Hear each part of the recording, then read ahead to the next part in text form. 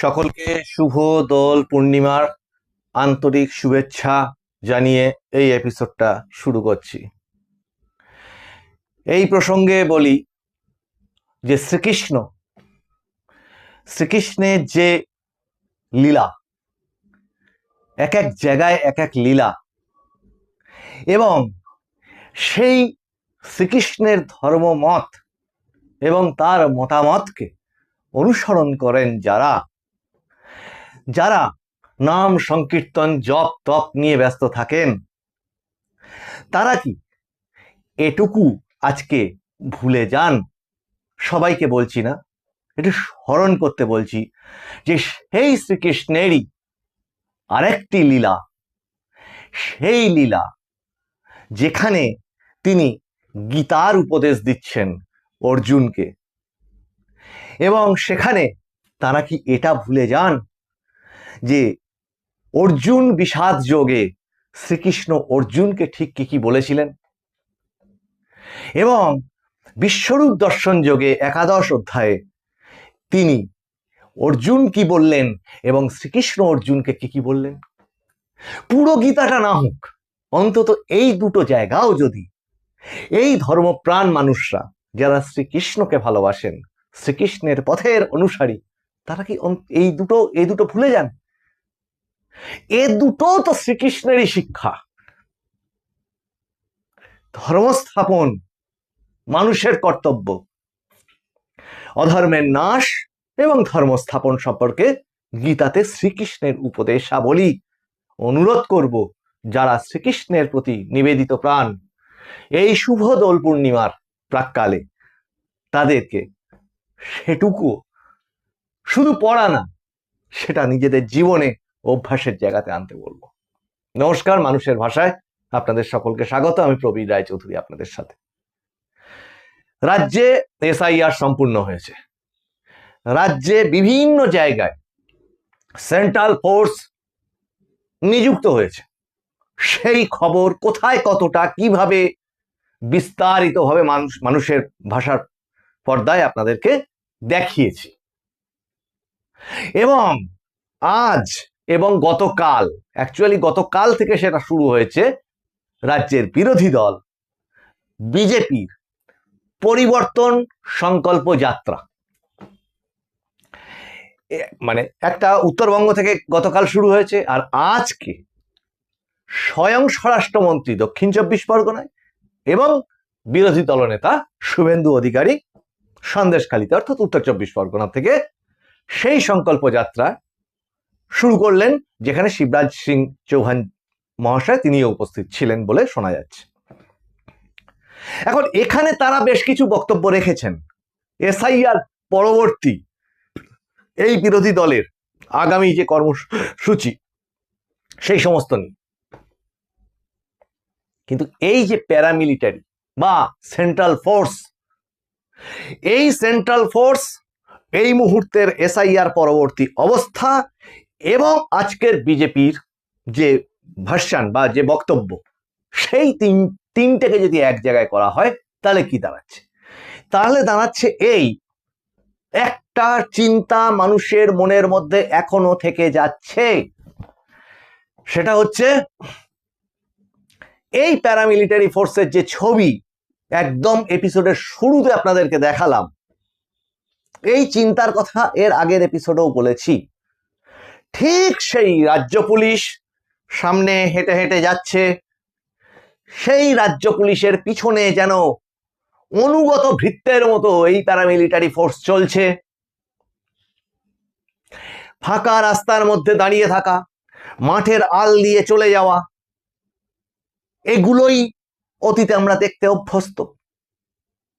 এবং রাজ্যের বিরোধী দলনেতা এবং কেন্দ্রীয় স্বরাষ্ট্রমন্ত্রী এবং বিজেপির নেতা, সর্বভারতীয় নেতা মাননীয় অমিত শাহ, তারা যেটা বললেন ঘুষপেটিয়া নিয়ে বা অনুপ্রবেশকারীদের নিয়ে আজকে কথা বললেন যে এ তো সবে শুরু, যদি বিজেপি ক্ষমতায় আসে তাহলে তাদের বর্ডার পার করে দেবেন। সেটা তো হবে ক্ষমতায় আসার পর। রাজ্যের বিরোধী দলকেও নজর দিতে বলছি, কেন্দ্রীয় সরকারকে, নির্বাচন কমিশনকে প্রধানত, যে রাজ্যের বিরোধী দল সেটা দেখুক, নির্বাচন কমিশনকে জানাক, সমগ্র স্তরের মানুষ সেটা, যারা ভোটার, প্রকৃত ভোটার, তাদেরকেও সেটা জানতে হবে, বুঝতে হবে সেটা কি। আমি এর আগের এপিসোডে বলেছিলাম নাটক নয়, নিরাপত্তা চাই। ও নাটক অনেক হয়েছে এবং অনেক কমেন্ট সেই এপিসোডটাতে পেয়েছি। অনেকে লিখেছেন যে হাজারদুয়ারিতে বেড়াতে যেতে দেখেছি, অনেকে সেই কমেন্টে লিখেছেন পিকনিক করে খিচুড়ি খেতে দেখেছি। এসব তো দেখেইছি আমরা। আর রিসেন্ট এটা কি দেখছি, গত এসআইআরটা মানে তালিকা বেরিয়ে যাওয়ার পর থেকে বিরাট আকারে কিছু হয়নি, কিন্তু ছোটখাটো আকারেও যেখানে যেখানে বিক্ষোভ হচ্ছে, ছোটখাটো বিক্ষোভ যেখানে যেখানে হচ্ছে, সেই বিক্ষোভগুলোর জায়গাতে প্যারামিলিটারি বা সেন্ট্রাল ফোর্স কোথায়? কোথায় কোন বিদেশে কোন এক রাজনৈতিক নেতা আর একজনের সঙ্গে যুদ্ধ করে তার কি তিনি মারা গেছেন? আমার এই এপিসোডের বক্তব্য প্রসঙ্গ এখানে একদমই সেটা না, সেই কারণে তার মধ্যে ঢুকছি না। কিন্তু সেটা নিয়ে এই রাজ্যে বিক্ষোভ দেখানো হবে কেন? আর যদি বা হয় সেটা রাস্তা অবরোধ করে কেন? উত্তর 24 পরগনার প্রচুর জায়গায়, দক্ষিণ 24 পরগনার জায়গায়, আমার কাছে যেটুকু খবর, যেমন কাশ্মীরে হয়েছে, সেটা এ রাজ্যেও হচ্ছে। সেটা নিয়ে বিক্ষোভ, সেটা নিয়ে প্রতিবাদ করে রাস্তা আটকে দেওয়া হচ্ছে, রাস্তা অবরোধ করে দেওয়া হচ্ছে একটি সম্প্রদায়ের পক্ষ থেকে। ছেড়েই দিলাম, আমি কেন এই সম্প্রদায় ওই সম্প্রদায়ই বা দেখতে যাব? সেন্ট্রাল ফোর্স তাহলে কোথায়? সেন্ট্রাল ফোর্সের ওখানে থাকার উচিত, রাজ্য পুলিশের সেখানটায় গিয়ে ব্যবস্থা নেওয়া উচিত, সেই বিক্ষোভটা যেন না হয়, উঠে যায়। এবং আগামী দিনেও আমার এপিসোডের প্রধান পার্ট যেটা, সেটা হচ্ছে এইটা, আচ্ছা যারা বাদ গেল ভোটার তালিকা থেকে এবং যাদের আন্ডার অ্যাডজুডিকেশন রয়েছে, সন্দেহের তালিকায় রয়েছে, যেটা বিরোধী দলনেতা বললেন, আচ্ছা ঠিক আছে, বিরোধী দলনেতা আজকে ঠিক ওইটুকু অংশের জন্য কি বললেন আর স্বরাষ্ট্রমন্ত্রী ঠিক কি বললেন, এই ছোট্ট দুটো অংশ আপনারা আগে একটু শুনে নিন, তারপর আসছি ওই অংশটায় আবার।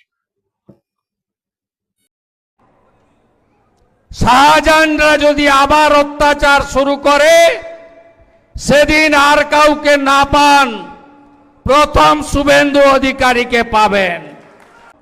ব্রেকফাস্টে গেছে 58 লাখ, লাঞ্চে গেছে 7 লাখ, এবারে ডিনারে বাংলাদেশি মুসলিম অনুপ্রবেশকারী ভাগো ভাগো ভাগো ভাগো, একটাও থাকবে না। এখন তো ডিটেক্ট হচ্ছে, সাপ্লিমেন্ট ভোটার লিস্টে ডিলিট হবে। বিজেপি এপ্রিল মাসে আসবে, 550 কিলোমিটার বেড়া দেব আর ডিপোর্ট করব। সাতক্ষীরা চলে যা, নোয়াখালী চলে যা, খুলনা চলে যা, যেদিক দিয়ে এসেছিস ওই রাস্তা দিয়ে পালিয়ে যা।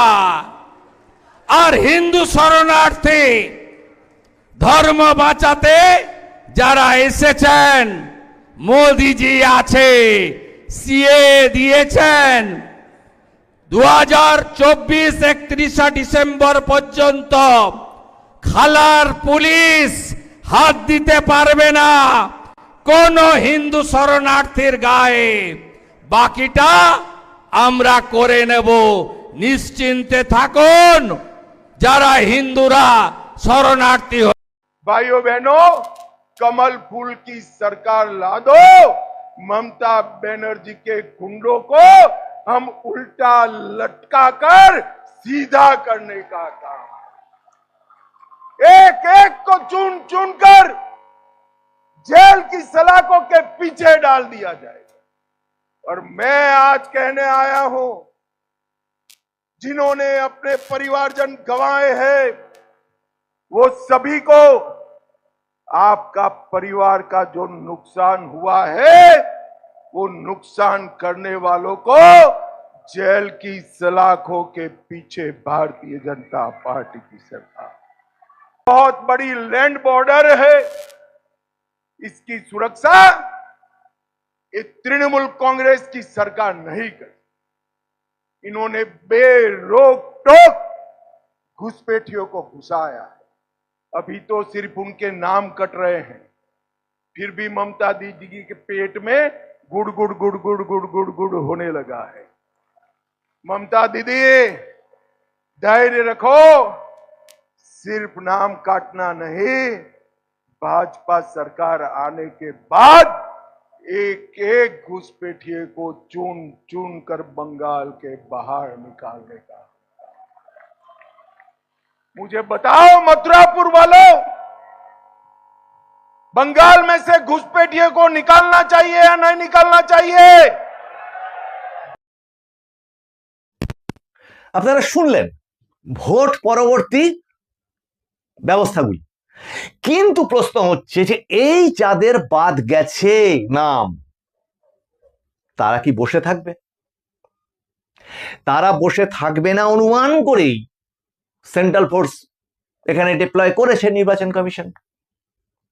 প্রশ্ন হচ্ছে যে এই আন্ডার অ্যাডজুডিকেশন লিস্টগুলো যখন ফাইনাল লিস্ট হয়ে বিভিন্ন রকম পরিমার্জন এবং পরিবর্ধন ইত্যাদির পর শুদ্ধভাবে বেরোবে, তারপরে তার যারা বাদ মানে মোট বাদ পড়া অংশটা থাকবে, তারা আমরা সাধারণ ভোটার আমাদেরকে বুথ পর্যন্ত যেতে দেবে তো? ততটা পরিমাণ নিরাপত্তা নির্বাচন কমিশন এনশিওর করছেন তো? আসল কিন্তু দাঁড়িয়ে আছে ভোটের প্রশ্ন এই জায়গাটায়। মানুষ এই জায়গায় সাহস পেতে চায় যে সে বুথ পর্যন্ত যেতে পারবে। তার ইভিএম মেশিনটাতে, তার সামনে যে ইভিএম মেশিনটা আছে, সেটা তার গোপনীয়তা সম্পূর্ণভাবে রক্ষিত হবে। আগে এইটা এনশিওর করুন তো মশাই নির্বাচন কমিশন, এটা করতে হবে। এবং তার জন্যে হয়তো বিজেপির যে সভাপতি রাজ্যের মাননীয় শ্রমিক ভট্টাচার্য মহাশয়, তিনি বারবার বলেছেন যে সিইসি গণেশ কুমার মহাশয় আপনি আসুন এই রাজ্যে, উত্তর 24 পরগনা, দক্ষিণ 24 পরগনা, নদিয়া, মুর্শিদাবাদ জেলাগুলিতে আপনি ঘুরুন, দেখুন পরিস্থিতি কি। প্রশ্ন তো সেই একই জায়গায় আটকে থাকবে। তাহলে এত ঢক্কানি নাদ করে ভোট করে কি লাভ আছে যদি ভোট দিতেই যেতে না পারে মানুষ? এইটা কিন্তু বারবার করে ভাবতে বলছি, নির্বাচন কমিশনকে অনুরোধ করছি, এবং তার জন্য একটা প্রস্তাব দিচ্ছি আপনাদের। কুম্ভ মেলাতে, মহাকুম্ভ মেলাতে দীর্ঘদিন কাটানোর অভিজ্ঞতা আমার, সেখান থেকে আমি দেখেছি যে সিসিটিভি ক্যামেরাকে এত বিপুল হারে সেখানে ব্যবহার করা হয়েছে, না হলে ভেবেই নিন 60-65 কোটি মানুষ সেখানে গেছে, ফিরে এসেছে। ছোটখাটো, আরে একটা মেলাতে গেলে কত রকম ঠেলাগুতো হয়, ছোটখাটো কিছু ঘটনা ঘটেছে, কিন্তু ওই বিপুল বৃহৎ, বিশ্বের বৃহত্তম সেই মেলাটিতে তার সাফল্য ব্যর্থতা নিয়ে গলার শির ফুলিয়ে চিৎকার করবার কথা বলছি না, মানে একটা প্রযুক্তির কথা বলছি। সেই প্রযুক্তিটা নির্বাচন কমিশনকে ভেবে দেখতে বলছি। সেখানে এত বেশি পরিমাণে সিসিটিভি ক্যামেরা ছিল, মাইকিং ছিল, হেল্পিং বুথ ছিল, এবং তার সাথে একটা প্রযুক্তি ছিল, সেটা হচ্ছে এআই প্রযুক্তি দিয়ে ডিটেকশন। যদি ওই মেলার মধ্যে কেউ কোনো রকম ওই প্রচন্ড ভিড়ের মধ্যে কেউ কোনো রকম অসাধু কাজকর্ম করেন, তার ডিটেকশনের ব্যবস্থা ছিল। এবং এরকম কিছু দৃশ্য চোখে পড়েছিল এই এপিসোডে, সেটা বলতে গেলে অনেক লেন্দি হয়ে যাবে, কিন্তু যারা অনেকেই গেছেন, এই রাজ্যেরও প্রচুর মানুষ সেখানে গেছেন, নিরাপদে ফিরেও এসেছেন, তাদের চোখেও হয়তো ধরা পড়েছে। তাহলে এত নিরুপদ্রবে যাওয়াটা আর আসাটা হলো কেন? ভিড়ে কিছু সমস্যা তো থাকবেই, এত নিরাপদ ভাবে হলো কি করে? কোনো চকলেট বোম ফাটলো না, তালি পটকা ফাটলো না, কিচ্ছু হলো না। তো গুতোগুতি ধাক্কাধাক্কি লাগতেই পারে, ট্রেনেও লাগে, বনগা লোকালে, হাসনাবাদ লোকালে লাগে। তাহলে কি করে হলো সেটা? এই যে প্রযুক্তির মাধ্যম দিয়ে পুরো জায়গাটাকে, নিরাপত্তাটাকে মুড়ে ফেলা, এটা তো নির্বাচন কমিশনই করতে পারে। আচ্ছা, কেন পারবে না? এই প্রশ্নটা কেন উঠবে? এআই যখন এত কিছু পারছে, এবং স্টেশন থেকে শুরু করে আজকে শপিং মল, সেখানে যেতে গেলেও যখন এত সুন্দর ডিটেকশন ব্যবস্থা আছে, তাহলে কন্ট্রোল রুমের পরিমাণ আরো বাড়িয়ে দেওয়া হবে না কেন? এবং সেই জায়গাটা দেখভালটা এত বেশি কেন হবে না যে শুধুমাত্র বুথ নয়, পুরো গ্রাম জুড়ে যে ব্যবস্থাটা করবার প্রয়োজন আছে? ড্রোনের নজরদারি কেন থাকবে না? সকালবেলা একটা ড্রোন উড়ে চলে গেল মাথার ওপর দিয়ে, ব্যাস হয়ে গেল, যেন একটা শালিক পাখি উড়ে সকালবেলা দেখা করে হাই হ্যালো বলে চলে গেল। তাহলে তো হবে না। ড্রোনের নজরদারি প্রত্যেকটা অ্যাসেম্বলিতে, প্রত্যেকটা বুথে ড্রোনের নজরদারি, সারাক্ষণ ড্রোনটা ওই বুথের ওপরে ওই গ্রামটাতে চক্কর মারবে না কেন? একাধিক ড্রোন। তাহলে অন্যান্য নিরাপত্তা ব্যবস্থা অ্যারেঞ্জ করতে যে পরিমাণ খরচা হয়, প্রযুক্তিকে ব্যবহার করে যদি সত্যিকারের নিরাপত্তা দেওয়ার ইচ্ছা থাকে, তাহলে তার অনেক কম খরচে, সদিচ্ছা থাকলে অনেক বেশি ব্যবস্থা করা যায়। নির্বাচন কমিশন কে এটা ভাবতে বলছি, আমাদের মানুষের ভাষার পক্ষ থেকে। এবং আমরা হয়তো জানি না এর চেয়েও ভালো প্রযুক্তি আছে, না হলে কেন থাকবে না? না হলে ভাবুন, কত দুষ্কৃতী, কত অপরাধ করে কত জায়গায় পালিয়ে যায়, কত কিছু হয়, কিন্তু ঠিক কি করে না কি করে সে ধরা পড়ে যায়। তাহলে আমাদের দেশের ইন্টেলিজেন্স ব্যবস্থা এতটাই ভালো, জানি আমরা সারা পৃথিবীর কাছে গর্ব করি আজকে। তাহলে সেই ইন্টেলিজেন্সকে সর্বোচ্চ পরিমাণে এখানে কেন ব্যবহার করা হবে না? কেন গুন্ডাদের হাত থেকে অস্ত্র কেড়ে নিরস্ত্রীকরণ করা হবে না ভোটের আগে? পুরো নিরস্ত্রীকরণ কেন করা হবে না? তবে তো মানুষ সাহস করে ভোটটা দেবে। যতই প্রতিশ্রুতি দিন, মানুষ সবসময় ভাবে এই যাকে শাসকের পক্ষে ভোট দেবে যে সে তো ঠিকই আছে, কিন্তু শাসকের বিপক্ষে যে ভোট দিতে যাবে, তাকে তো নিজের এই রাজ্যে অন্তত ভাবতে হয় আমি ফিরবো কিনা, আমি আমার পরিবারে আবার ফিরে আবার থালা পেতে ভাত খেতে পাবো তো। তার পরিবারের লোকও ভাবে বাবু ভোট দিতে যেও না। কেন ভোটের হার কম হয়, বিশেষত হিন্দুদের মধ্যে 59%? কেন কম হয়?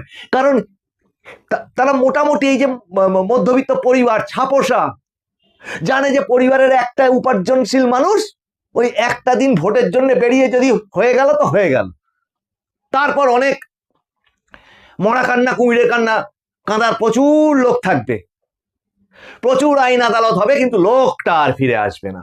খুব তিক্ত প্রশ্ন, খুব তিক্ত উদাহরণ, কিন্তু এটাই কিন্তু মানুষকে তার নিজের মতটা যে খুলে প্রকাশ করবে সেটা করতে দেয় না, সেটা করতে পারে না। পক্ষে মত দিয়ে দেওয়া খুব আনন্দের কথা, গেলাম ওই ওই করে এই চলো, শাসকের পক্ষে ভোট দেওয়া খুব সহজ, যে কোনো শাসক, সেটা সিপিএম হোক, তৃণমূল হোক, অন্য যা খুশি হোক, কিন্তু শাসকের বিপক্ষে মত প্রকাশ করাটার জায়গাটা এইখানেই হচ্ছে কিন্তু আসল বাধাটা। তার জন্যেই একে বলা হয় confidence build up process. Central force এটা সেটা ডিপ্লয় করে কিন্তু মানুষ যদি এটা ভেবে ফেলে যে এইগুলো হচ্ছে এই আমাদের ঘরের আসবাবপত্রের মতো ব্যাপার, গাছপালা, সেন্ট্রাল ফোর্স মানে হচ্ছে গাছপালা দাঁড়িয়ে আছে রাস্তায়, তাহলে তো মুশকিল। আর মানুষ যদি এটাই দেখে সেই পুলিশ তাদের নেতা হয়ে সামনে ঘুরে বেড়াচ্ছে, এখানে যাও সেখানে যাও করছে, তাহলে ওই পুতুলগুলোর দরকারটা কি আছে মশাই? এইটা আগামী দিনে পরিষ্কার হোক, নির্বাচন কমিশন পরিষ্কার করুক, যদি সত্যিকারের কনফিডেন্স বিল্ড আপ করতে হয়। আর তারপর ভোট যদি দিতে চান, দেখাই যাক না এই শাসক কত উন্নয়ন করেছে আর মানুষ কতটা ভুক্তভোগী হয়েছে। ভোটের ইভিএম মেশিন খুললেই সেটা দেখা যাবে। এই এপিসোড নিয়ে আপনাদের কার কি মত অবশ্যই জানাবেন, পক্ষে মত থাকবে, বিপক্ষে মত থাকবে, সবটাই স্বাগত। এপিসোডগুলো ভালো লাগলে, চ্যানেল ভালো লাগলে সাবস্ক্রাইব করবেন। যদি মনে হয় এই মত আরো মানুষের মধ্যে সাহস জাগুক, অধর্মের নাশে ধর্ম স্থাপনের কথা বলুক, মানুষ নিজের মত প্রকাশ করুক, যেটা আজকে তৃণমূল কংগ্রেসের সর্বভারতীয় সাধারণ সম্পাদক অভিষেক বন্দ্যোপাধ্যায় মহাশয় তিনি প্রকাশ্য মঞ্চ থেকে বলেছেন, বাক স্বাধীনতার কথা, মত প্রকাশের স্বাধীনতার কথা, স্বামী বিবেকানন্দের দেখানো পথের কথা, সংবিধান তাদের কাছে ধর্মগ্রন্থ, এ কথা তারাও বলেছেন। তাহলে মানুষ মত প্রকাশ করুক, সেই পরিবেশ আসুন না। তৃণমূল কংগ্রেস, বিজেপি, ইলেকশন কমিশনের কাছে গিয়ে বলুন যে চলুন আপনাদের কি নিরাপত্তা লাগবে, চলুন আমরা সব কটা পার্টি মিলে আছি, দেখাই যান। তৃণমূল কংগ্রেসকেও বলছি, আপনারা বলুন একদম নিশ্চিত নিরাপত্তায় ভোট হোক, কোনো গুন্ডামস্তান কোনো মানুষকে বাড়িতে গিয়ে বাইরে, এমনকি বাড়ি থেকে ওই ভোট কেন্দ্র পর্যন্ত কোনো বাধা দেবে না। ভোট হয়ে যাওয়ার পরেও কোনো রকম তাদেরকে আর কোনো হুমকি দেওয়া হবে না। দেখি কত মানে উন্নয়ন করা জনদরদি কত নেতা আছে, দেখি এই অনুরোধটা নির্বাচন কমিশনকে করুন। দেখি শাসক দল যদি সবাই উন্নয়ন করেই থাকেন, বুথে বুথে, মাঠে মাঠে, গ্রামে গ্রামে, রাস্তায় রাস্তায় যে সমস্ত মহারাজ, যুবরাজ, শাহজাদা, সম্রাট বড় বড় বিশাল বিশাল ফ্লেক্স আলো করে বসে আছেন, আসুন না, আপনারা তো মূলত সমাজ সেবা করছেন, তাই না? তাহলে মানুষকে নিরাপত্তা দিন, নির্বাচন কমিশনকে বলুন আপনারাও সহযোগিতা করুন, মানুষকে ভোট দিতে যেতে দিন, দেখি পারেন কিনা। আজকের এপিসোডে এই পর্যন্ত। আপনারা নজর রাখুন মানুষের ভাষার পর্দায়। আপনাদের সঙ্গে আবার দেখা হচ্ছে সামনের এপিসোডে আরো অনেক ইন্টারেস্টিং বিষয় নিয়ে। ততক্ষণ আপনারা মানুষের ভাষার অনলাইন সংবাদ মাধ্যম www.মানুষেরভাষা.com ফলো করুন। গুগলে ডেইলি হান্ট অ্যাপে মানুষের ভাষা টাইপ করলে সেখানেও আপনারা দেশ বিদেশ সে সংবাদ সহ সংস্কৃতি, শিল্প, সাহিত্য সবকিছুই পেয়ে যাবেন। নমস্কার।